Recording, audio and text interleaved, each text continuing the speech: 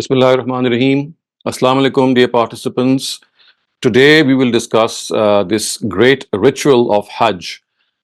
In fact, it was today that Hajj was offered, we know, and in detail we will discuss some of the important issues that relate to Hajj. We will discuss its philosophy, we will discuss the symbolism that is implied in it, and we will also see the methodology of Hajj. So the objective of religion of the prophets of God is, as we all know, purification of the soul. Attainment of excellence in this purification relies on a person's relationship of servitude with the Almighty on correct footings. The stronger this relationship, the greater a person is able to achieve purification in both his concepts and in his deeds. Love, fear, sincerity, faithfulness, and gratitude as an acknowledgement of his innumerable favors and blessings are the inner manifestations of this relationship. In the life of a person, this relationship generally manifests itself in the form of three types, we can say. So this relationship with the Almighty has this three different facets. One is worship, the second is obedience, and the third is support. So worship rituals are prescribed to serve as a reminder for this relationship. The prayer and zakat and animal sacrifice and umrah, they are worship per se. The fast and itikaf are symbolic expressions for the obedience of the Almighty. And the Hajj is a symbolic expression for offering support for the cause of God. So it is essential to understand that basically Hajj is a symbolic expression to support the cause of God. Now, the basic symbolism that we have to understand regarding this great ritual, this profound ritual, is that the Almighty has informed us in the Quran that Satan declared war on the very first day on which the scheme, according to which the Almighty had created mankind, was divulged before him. So his servants are now at war, constantly at war with their foremost enemy until the day of judgment. This is the very test on which this world has been created, and our future depends on success or failure in it. It is for this war that we dedicate our life and devote our wealth. This war against Iblis has been symbolized in the ritual of Hajj. In other words, Hajj is basically a symbolism that depicts our war against Satan. The manner in which this symbolism has been done, of course, we will discuss that in a while. But before we do that, I would like to introduce to you the sites of Hajj first. And of course, you must have heard of all these sites in some form or the other. But I will just like to share some more details. So, just to share these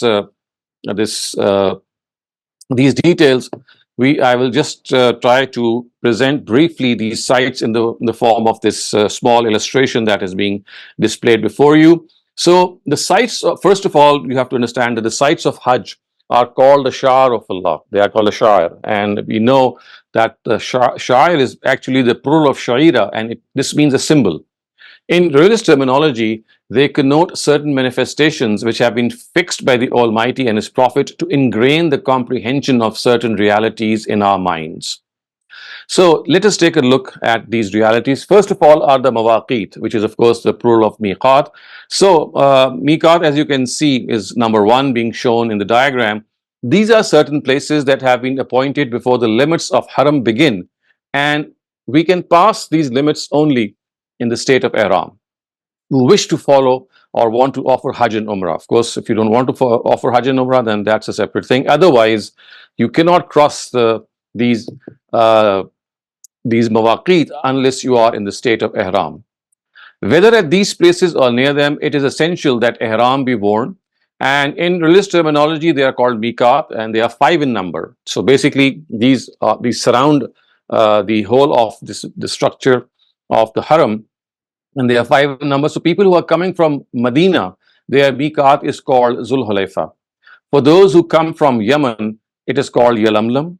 For those coming from Syria and Egypt, it is Juhfa. So this is a site called Juhfa. And for those who are coming from Najd, it is Qaran. And for those who are arriving from the east, it is Zatu Irq. So these are the 5 demarcations that can only be crossed in the state of ihram if you are intending to offer Hajj or Umrah.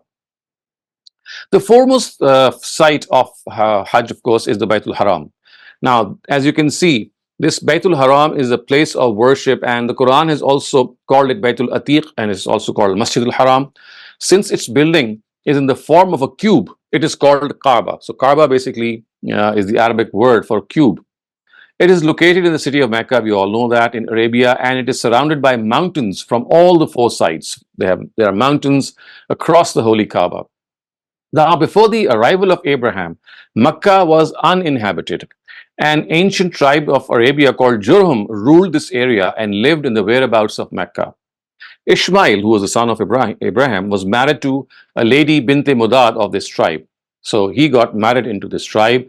And when Abraham arrived at this place almost 4,000 years ago at the behest of the Almighty, the Baitul Haram, because of floods and with the passage of time, had been razed to the ground, and there was no indication of it left. Through divine inspiration, he discovered its original foundation. So it's not this that this house was built for the first time by Abraham. It was built much before him, and it had been razed to ground because of these floods. And when Abraham arrived there, he actually, through the guidance of the Almighty, discovered the original foundations. And with the help of his son Ishmael, he constructed a roofless building. So in his times, it was a roofless building. This construction too could not remain intact with time and was destroyed. And after that, the Amalika and then the tribe of Jurhum constructed it. So this is a very short history that you might be, you might be keen to know. So when, because of certain calamities, the construction done by the tribe of Jurhum was also demolished, the Quraysh tried to reconstruct it because of a lack of financial resources. It could not be constructed on its original Abrahamic foundations. This incident took place just 5 years before Prophet Muhammad was assigned prophethood. So he also participated in its construction. In fact, according to historians, this is something very well known. The dispute of the replacement of the Hajar Aswad, the black stone, was resolved by an excellent strategy and suggestion given by Prophet Muhammad himself. It has been narrated that once the Prophet expressed his wish before Aisha anha, that had it not been for the assurance and comfort of the Quraysh, he would have had the Hatim included in the structure, thus instituting the Baitullah on its original Abrahamic foundation. So the original Abrahamic foundations were, it was a cube, and then there was a circular structure that was built. But when it was reconstructed just before Prophet was assigned his ministry, because of a shortage of fund, the only cube part could be raised. The rest of it, which was in the form of a circle, in the form of a circular, you can say, wall, it was left open. And this open area is called Hatim, and people go and offer rakats there, they offer nafils there, but this is an open structure. But remember, originally, this was also covered. But in the last construction, which took place before Prophet Muhammad was called to his ministry, this is how it was left open. So to honor this wish of Prophet Muhammad, we know later on Abdullah ibn Zubair, during his rule, he demolished the structure constructed by the Quraysh and had it reconstructed. The structure then was once again destroyed by stones which were hurled by the catapults of Hajjaj when he attacked Abdullah ibn Zubair. And after his martyrdom at the behest of Abdul Malik ibn Marwan, the Umayyad Caliph, Hajjaj had the structure once again razed down and once again rebuilt it on the foundations set by the Quraysh. So it's the same, these are the same foundations, not the original Abrahamic foundations, in which it is like a cube. And the open structure was still left as it was in the form of Hatim. And ever since that time, the time of Abdul Malik bin Marwan, the structure is now intact and it has not undergone any such destruction. Now, the Hajar Aswad, or the black stone, is placed at one corner of this building. And after it, the northern corner of the building, of course, we know that it is called the Rukn Iraqi. The western corner is called the Rukn Shami. The southern corner is called the Rukn Yamani. And the door of the Baitullah is about 2 meters above the ground. Whenever you have the chance, if you take a look, it's almost like 6 feet above the ground. Now, the wall between this door and the Hajar Aswad, or the black stone, it is called the Multazam. You must have heard of this word, the Multazam. This is like the doorstep of this divine shrine, embracing which the devotees invoke and beseech the Almighty. The building is covered by a black cloth, which is changed every year. There is a white stone in the courtyard of the building. It is said that Abraham stood on this very stone when he raised its foundations. Near this white stone is a natural fountain which is called Zamzam. Those who come for the pilgrimage of this house, they quench their thirst from it. The precincts of the Baytullah extend for several kilometers on all four sides and have always been known. And this is what is called the Haram. So this is the Haram land which extends to these buildings. It is forbidden to harm any human being, animal, and even self-springing vegetation in this area. Now let us come to Safa and Marwa. If you look at the diagram being shown before you, the Safa and Marwa, you can see they are shown in a slightly different way. And as far as Safa and Marwa are concerned, so these are the two hills located very near the Baytullah. And it is on Marwa that the incident of Ishmael's sacrifice took place. As such, this is the real place of slaughter which has been extended to Mina for the convenience of the pilgrims. In the tawaf of this place of slaughter, each round begins with Safa and ends on Marwa. And this is what we call the Sa'i. It starts off with Safa and it ends on Marwa. Then you can see this open ground which is called Mina. Now this is a vast field between two hills and is situated about 5 kilometers from Mecca. The pilgrims stay here after the return from Mecca on the 8th of Zul Hajj and from Arafat on the 10th of Zul Hajj. During their stay there, they complete the remaining rites of Hajj. Next, you can see this plain of Arafat, which is marked as number 4. Now, this is also a vast field located about 10 kilometers from Mina. So this is like 10 kilometers from Mina, and it is here that the Imam of the Muslims delivers the sermon, and then until sunset, the pilgrims stand there ceremoniously, and this is what we call the Waquf of Arafat. Then you can see the Muzdalifah, which is marked as number 5. So on way to Mina, this is a second field where the pilgrims spend the night on their way back from Arafat, and this is situated almost half the way between Mina and Arafat. The limits of the Haram start from here. So it is from Muzdalifah that the limits of Haram start, and it is because of this that it is also called the Mash'arul Haram in the Quran in Surah Baqarah. Next, you can see the Jamarat, these 3 pillars that you can see, they are marked as 6. So these are 3 columns. They are situated in the middle of Mina. The largest of these is called Jamara al-Aqba or Jamara al-Ukhra. The second and the third are called Jamaratul Ula and Jamaratul Wusta. So after the pilgrims return from Arafat, they hurl stones at these columns. So you can now have a fair idea of what these sites are. And now the most important thing that I'd like to divulge before you and discuss before you is the symbolism of each and every part and rite of this grand Hajj ritual. Because unless we are able to understand it in more detail and every single rite of this worship ritual is understood, we would not be able to fully grasp its philosophy and wisdom, and not be fully able to understand it and inspire and be inspired. So first of all, let us look at what ihram is. So ihram is a religious term which signifies that pilgrims will not indulge in lewd talk. They will not use any adornments, for example, perfume.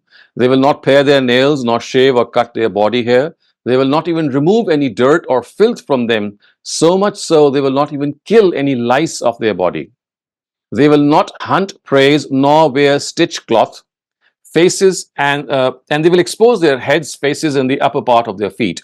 This is again something that is important. They will wear one sheet as loincloth and enfold another around themselves. So basically, this has been prescribed for men. This is how men should wear these two unstitched pieces of cloth. Next, we will try to understand what exactly is the philosophy of tawaf. We know tawaf is it consists of 7 rounds, and it is circulating the Kaaba, that we do so 7 times. So the tawaf refers to the rounds which are made around the Baytullah in a state of cleanliness. Each of these rounds begins with the Hajr Aswad and ends with the istilam of the Hajr Aswad.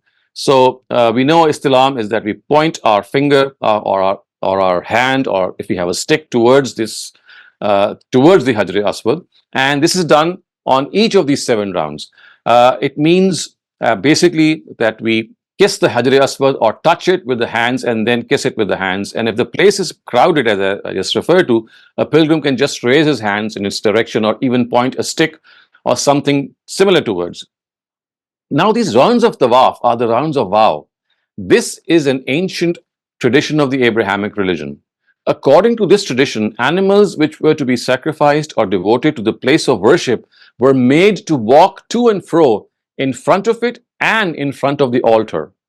So this was a significant tradition, a very important tradition, that animals which were to be sacrificed or devoted to the place of worship were made to walk to and fro in front of it and the altar. It is these rounds which have been referred to at various places by the translators of the Torah as the wave offering and presenting someone. So exactly the same thing is also implied by in the Torah. The istilam of Hajar Aswad, in which you kiss the Hajar Aswad, or you place your hand towards it or touch it, or you point your stick towards it. What exactly does it symbolize? It actually symbolizes the revival of your pledge with the Almighty. A person, while symbolizing this, he places his stone, and he actually thinks that he is basically placing this stone, or regarding this stone to be the hand of the Almighty, and he places his own hand in his hand, and in accordance with the ancient tradition about covenants, and pledges it by kissing it, revives it, his pledge with the Almighty, that after accepting Islam, he has surrendered himself and his wealth before him in return for paradise. So basically, this was an ancient tradition that people would make pledges. They would place their hands on in each other hands, and this would then actually constitute that the covenant had been strongly constituted.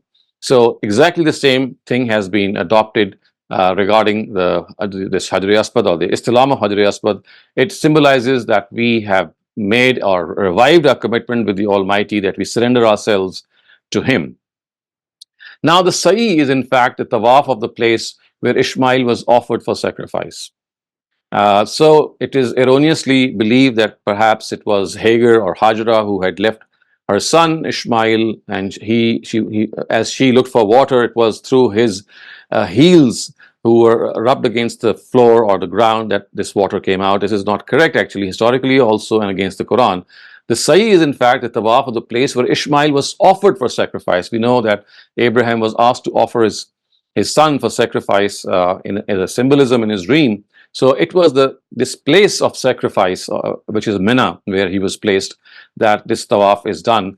And Abraham was actually standing on the hill of Safa. He had observed this place of sacrifice, and then to fulfill the command of God, he walked towards the hill of Marwa. So basically, it is this hill of Marwa and Safa and Marwa that he walked. I mean, he stood at Safa, he observed Marwa, and it was at Marwa that he offered his son for sacrifice. And basically, it is this Marwa towards which he walked. So basically, the Sa'i between Safa and Marwa symbolizes his walk from Safa to Marwa, in which he had gone at the behest of the Almighty to slaughter his son. Arafat is basically a surrogate for the Kaaba, where the warriors gather to battle against Satan, seeking forgiveness for their sins and praying to Almighty to grant them success in this war. Muzdalifah is the place where the army stops and spends the night, and the warriors once again pray, and they beseech the Lord when they get up in the morning on their way to the battlefield. The Rami, we all know, symbolizes cursing Satan and waging war against him. This ritual is undertaken with the determination that a believer would not be happy with anything less than the defeat of Satan. It is known that this eternal enemy of man is persistent in implanting evil suggestions in the minds of people. However, if resistance is offered in return, his onslaught decreases gradually. During the Rami for 3 days, first at the bigger Jamara and then the smaller ones, it symbolizes this very resistance.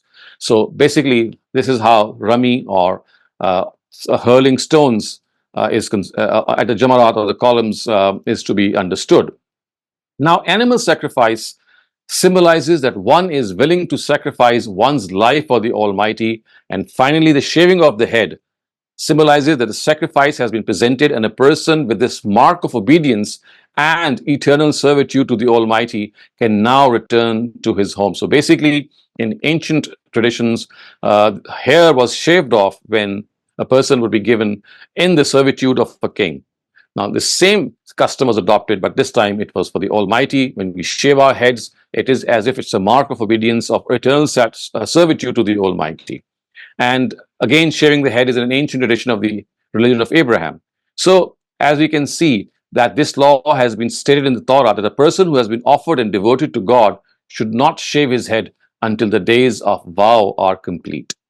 So, viewers, you can see how extraordinary this ritual of Hajj is.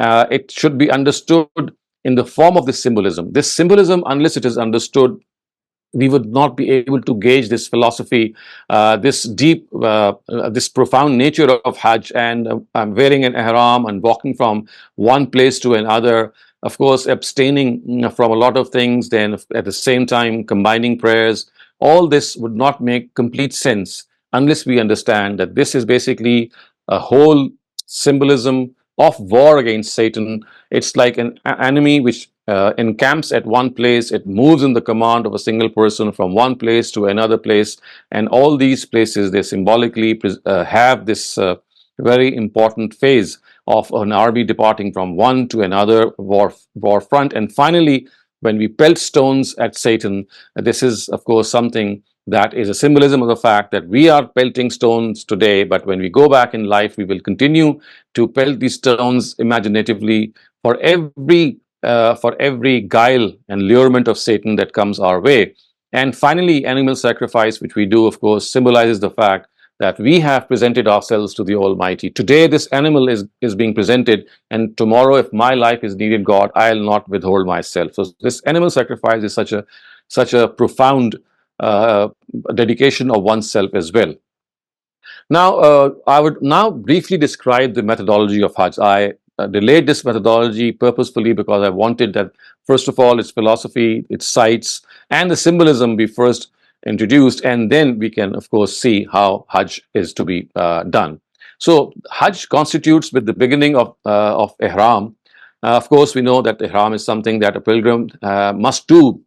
He must wear on before he enters the miqat from whichever side he's coming. And we've just explained that miqat, they are the sites of beyond which you cannot go unless you're wearing ihram if you have to offer Hajj or Umrah. So those coming from outside Mecca should put on the ihram from their respective miqat. Locals, whether they are Meccans or are temporarily staying in Mecca or live outside the limits of Haram, but are located within the miqat, should put it on at their place of residence. This is their miqat. They can put on the ihram from their homes and begin reciting the talbiyah. So pilgrims should go to Mina on the 8th of Zul Hajjah and then reside there, which was of course yesterday. So they should go to Arafat on the 9th of Zul Hajj, which is today, incidentally. At Arafat, the Imam will deliver the sermon before the Zohar and before the Zohar prayer, and the prayers of Zohar and Asr, they shall be offered by combining and shortening them. After the prayer, pilgrims should celebrate the glory of their Lord and express their gratitude to Him, declare His exaltedness and oneness, and invoke and beseech Him as much as they can. They should then set off for Muzdalifah after sunset. This is after sunset. They should now move on to Muzdalifah. So, after arriving at Muzdalifah, the pilgrims should offer the prayers of Maghrib and Isha by combining and shortening them. The night must be spent in the field of Muzdalifah. After the Fajr prayer on the 10th of Zul Hajj, which is going to be tomorrow, the pilgrims for some time should celebrate the glory of their Lord and express their gratitude to Him, express His exaltedness and oneness, and invoke and beseech Him, just as they did at Arafat. They should do the same thing after the Fajr prayer at Muzdalifah also. Then they should leave for Mina. And once they reach the Jamra Aqaba, they should stop reciting the Talbiyah and pelt this Jamra with 7 stones. They should stop reciting the Talbiyah, which is Labbaik Allahumma Labbaik. Of course, we know this Talbiyah very well. So basically, they should stop as soon as they reach the first Jamra. They should stop reciting this Talbiyah and they should pelt this Jamra with 7 stones. Now, if the pilgrims have brought forth the Hadi, or if it has become incumbent upon them to sacrifice animals, which of course is the case when you are combining Hajj and Umrah in one journey, then this is the time that animal sacrifice must be offered. So once this sacrifice has been offered, which of course is something that we are informed, then men should shave their heads or have a haircut, and women should cut a very small tuft from the end of their hair and then take off their ihram. So after that, the pilgrim should set off for the Baytullah and offer the tawaf, which is also called the tawaf-e-ifaza. So with this, all restrictions which the ihram entails shall be lifted. After that, if a pilgrim wants, he can offer the sa'i of the Safa and Marwa. Remember, this is optional, but this is when the time comes for sa'i, that once he has taken off his ihram, he will now, if he wants to, he can do sa'i, which is optional.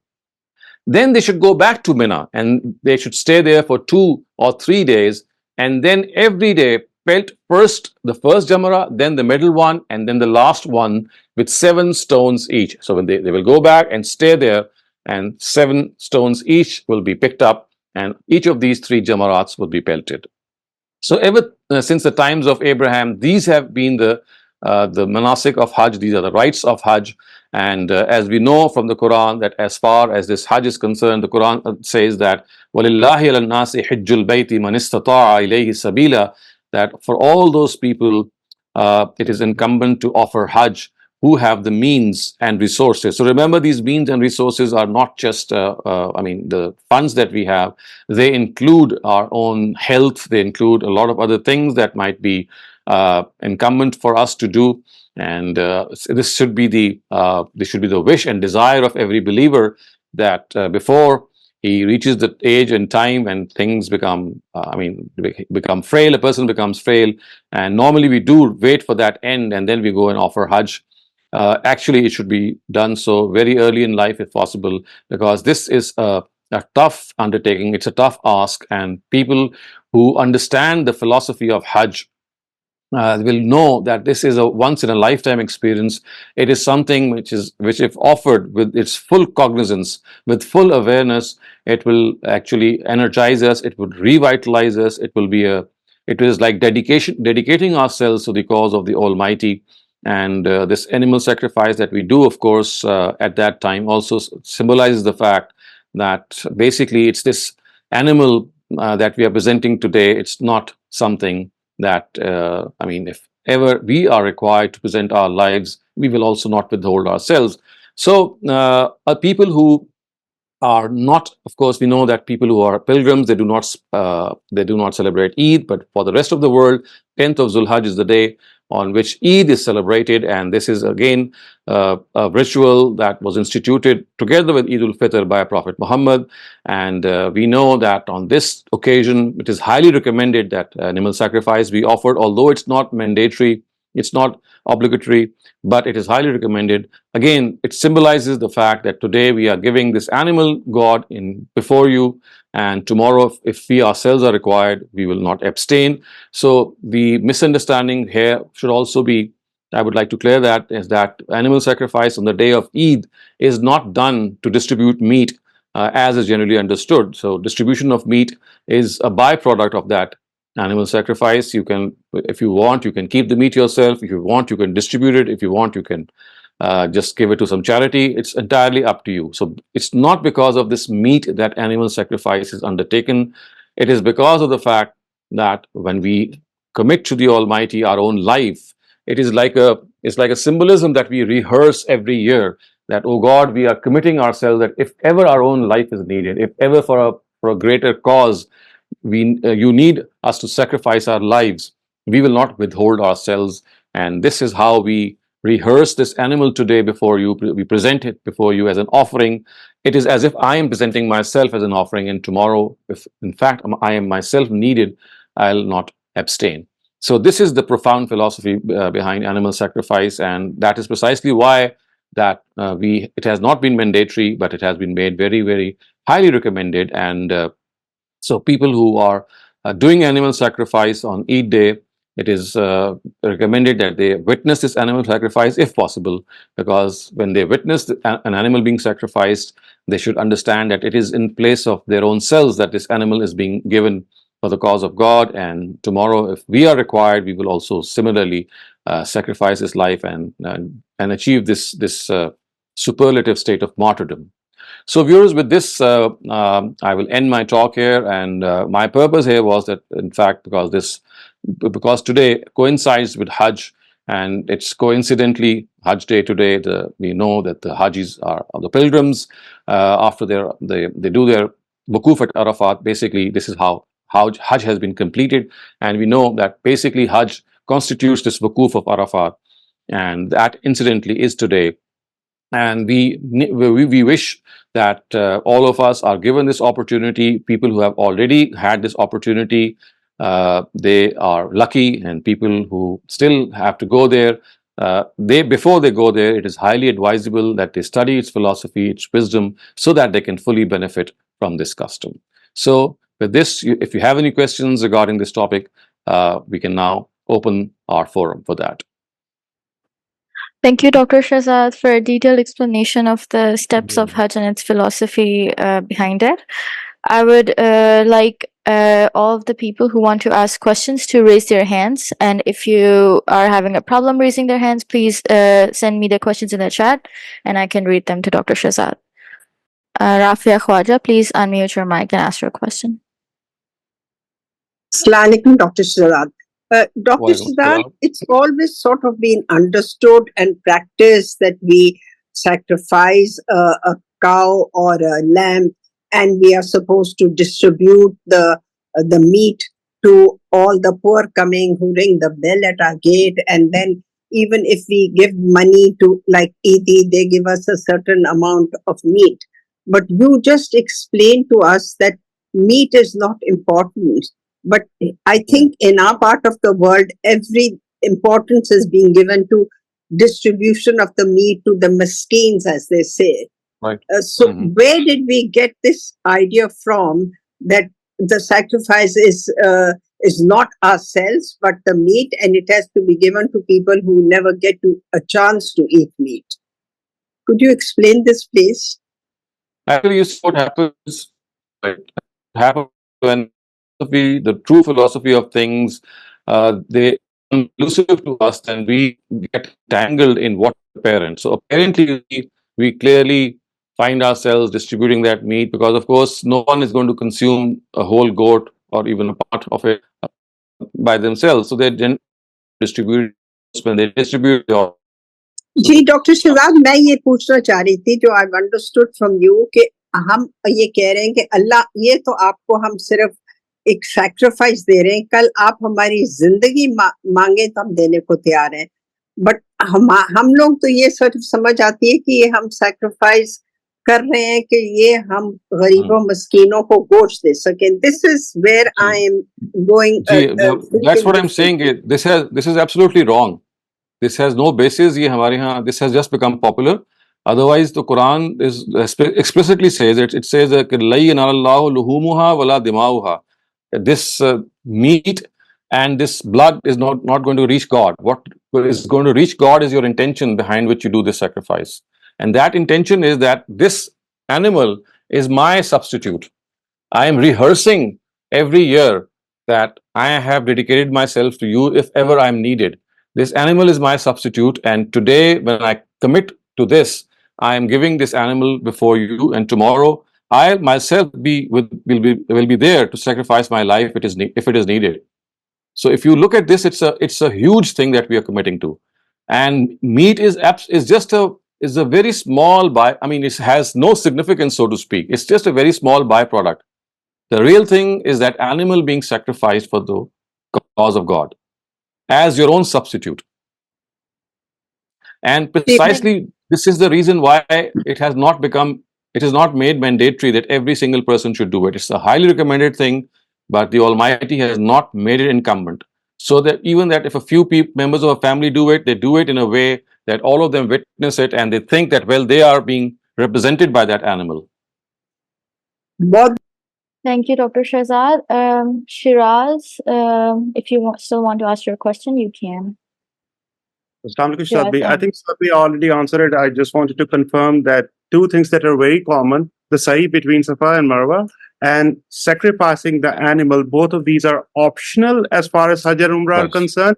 but they only Correct. become obligatory, as per my understanding, is if we want to take the liberty of taking off our ihram by doing umrah first and taking off the ihram and then doing the hajj. Only then the sacrifice becomes compulsory, or if we make a mistake, right?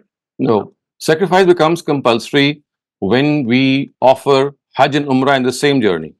That is what we call the hajj tamattu. So the Quran says that if you undertake hajj and umrah in the same journey, which normally people do, so you have to offer this as a penalty.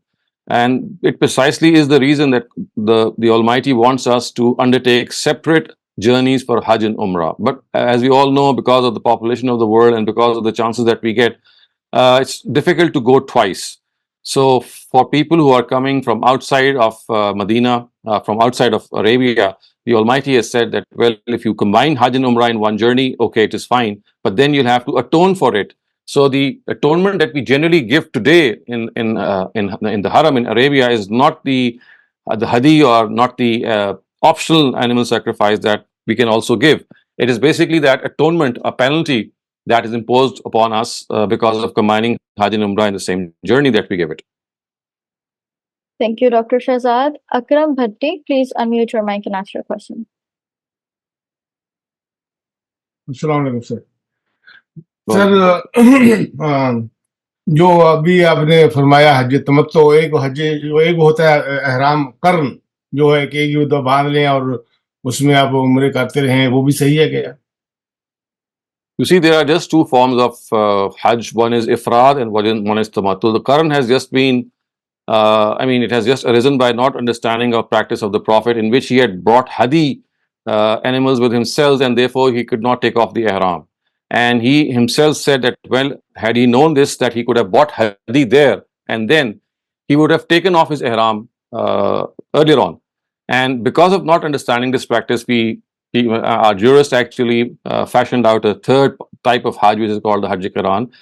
There are just two types of Hajj. That is Hajj Ifrad. Hajj is like doing it separately. Either you do it separately or you combine it with Umrah. So when you do it separately, it is called Hajj Ifrad, which means Hajj in isolation. And when you do it by combining it with Umrah, it's called Hajj Tamattu. That is the only, these are the only two forms of Hajj and Umrah, the Hajj that we know of. The Quran, as I said, has resulted by not understanding the practice of the Prophet. If someone has done that like that, so it's okay. People do this because of misunderstanding. We actually will be held accountable before the Almighty according to our own understanding and knowledge. And if someone has done that, it's fine, it's okay.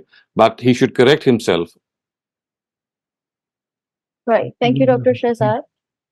There's a question in the chat. What would be the scenario where God will ask us to sacrifice my life? Who will ask us to sacrifice my life because prophets are not present anymore? Right. This could be a very common scenario in which maybe someone is trying to kill another person, and you try to defend that person by, siding with that person. You defend your own life if someone is trying to kill you. Similarly, there could be persecution going on. Similarly, someone who is absolutely innocent, if you try to save that person's life, people could get after you. So there are so many instances in which your life might become very valuable in saving the lives of other people.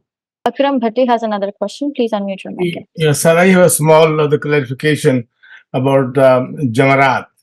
Years ago, there were three separate pillars. Now we hear that they have just one wall.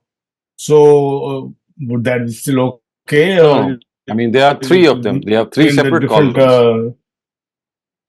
When we go to Mina, you will find these are three separate columns. They are not one. They are three different ones. The Jamra Aqba, the Jamra Wusta, the Jamra Ula. We still have three separate them. So when you reside in Mina, when you come back and reside in Mina for 2 or 3 more days, so it is here that you pelt those Jamarat. I just described 7 stones each for each Jamra. They are still there. Dr. Shehzad, I want to know that as husband and wife, do we both have to give separate sacrifice of the animal, or can we combine it as one? As I just said, it's an optional thing. If you want, you can do it separately. If you want, you can combine, because there is no obligation to do it separately. So In the absence of that, if you want, you can combine. Several members can do it together at the same time. So, but if you understand the philosophy that it's not obligatory, it's not mandatory, it is highly recommended. So this is wrong where they recommend the children that each one you Yes, earning, this is you must basically, give your yeah. sacrifice.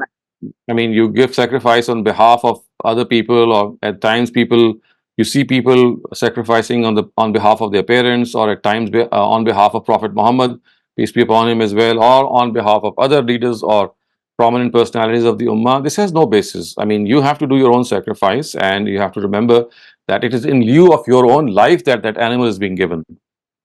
Which has nothing to do that you tell the children you're earning, you must give your own. It is not that, sir. It is no such thing. I mean, as far as earning is concerned, that is an entirely different. For that, you give zakat, you give charity.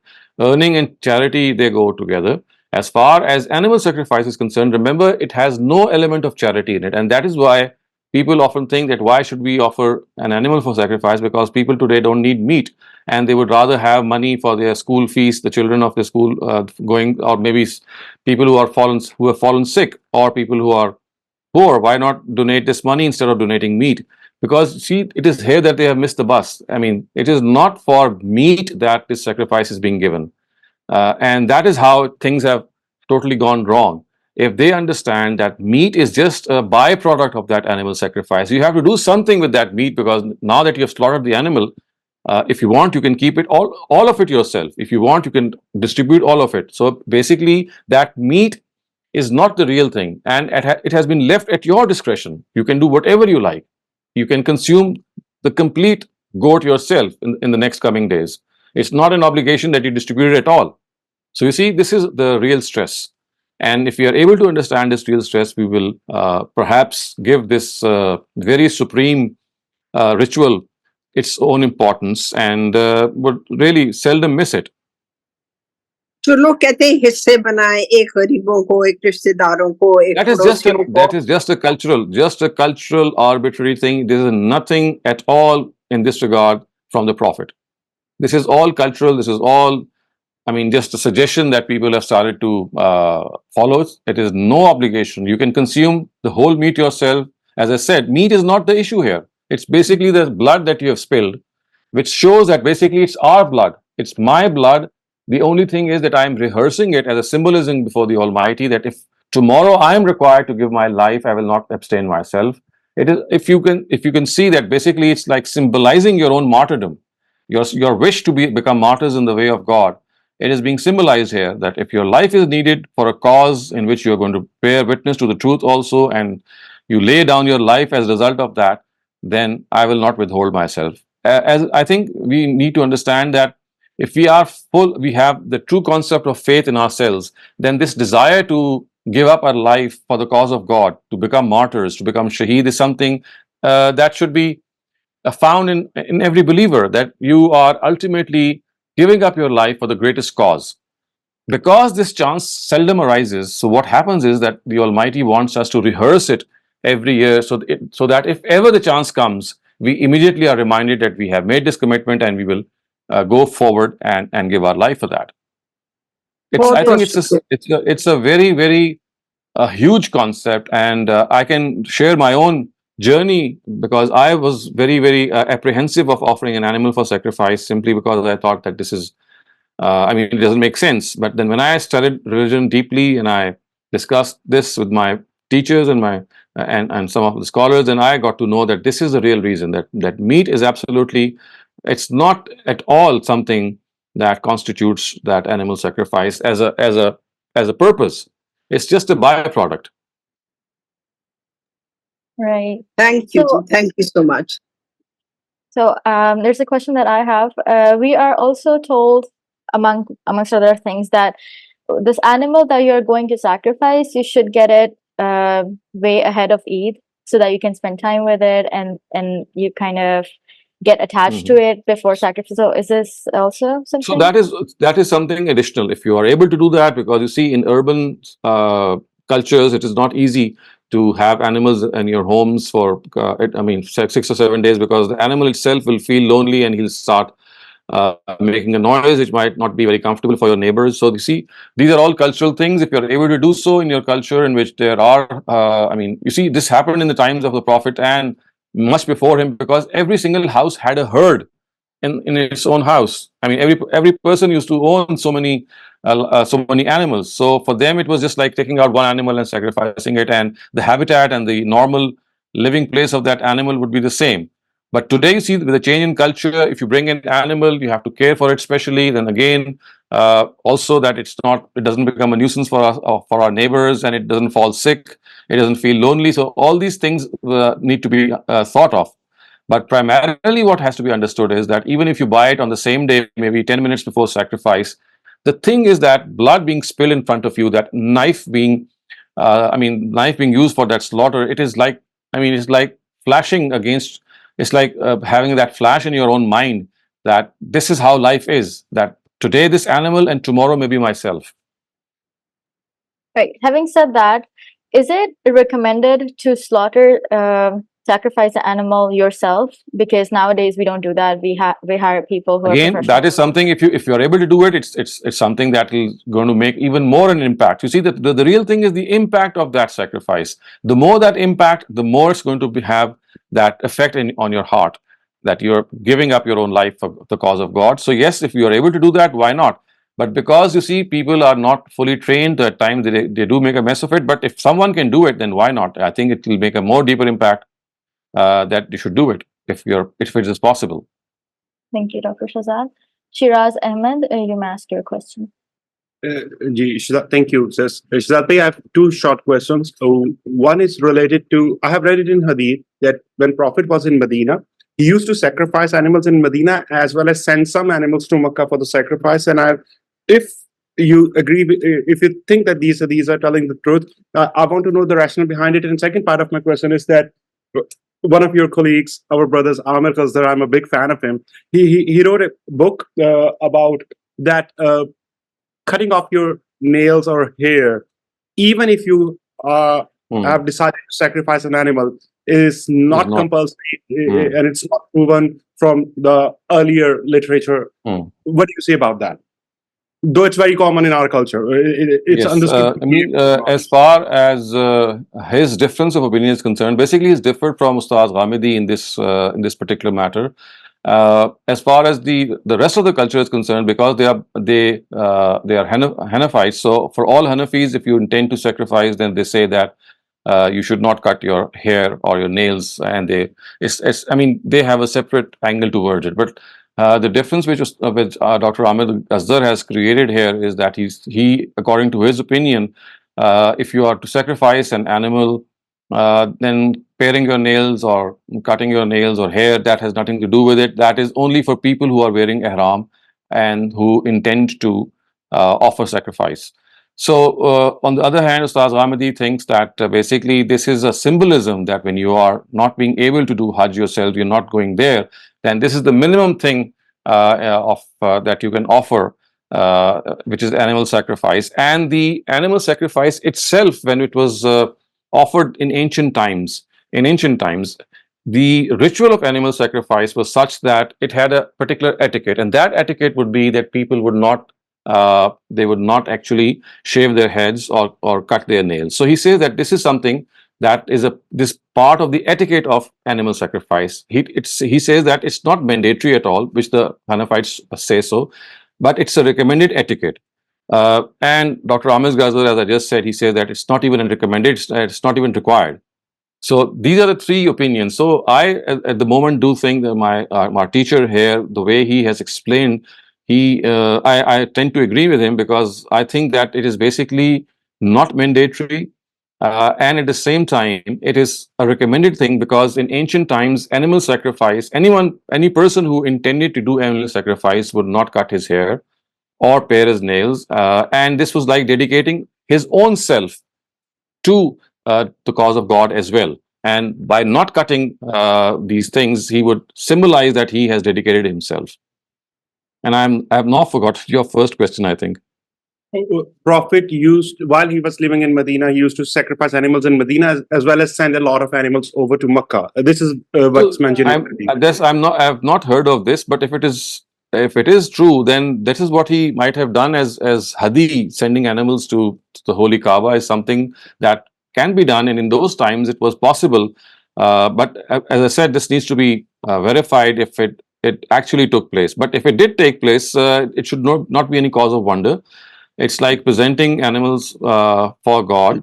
And the hadi, the kalaid that you actually that the Quran mentions are precisely these animals. So normally this hadi is carried by the pilgrims themselves. They carry themselves, but at times when they are not able to do so themselves, then they send that hadi as well. So if we did so, then yes, this could be a possibility. But as I said, it needs to be verified. Thank you, Jadbi. As far as your first answer was concerned, inshallah, whenever we're going to meet, I will have a detailed discussion with you because for me, it really matters that if there is no proof that Prophet ever did it or said it, or Sahaba ever did it or said it, in the first, let's say, 40, 50, 60 years after the demise of Prophet, then what used to happen in the old culture, does it really matter? Because if Prophet never taught it that, hey, don't trim your hair or nail if you are planning to make a sacrifice, then whatever practice was used to be in the ancient culture is no binding on us, right? But I think I would require a okay, we'll do that. Okay, that is fine. Thank you, Dr. Shehzad, and thank you everyone for participating. I think we will conclude our session over here. And before I end the session, I want to say that Eid Mubarak to everyone in advance. And we will not be having a textual study of Quran session tomorrow because of Eid. We will resume sessions from the next week, inshallah.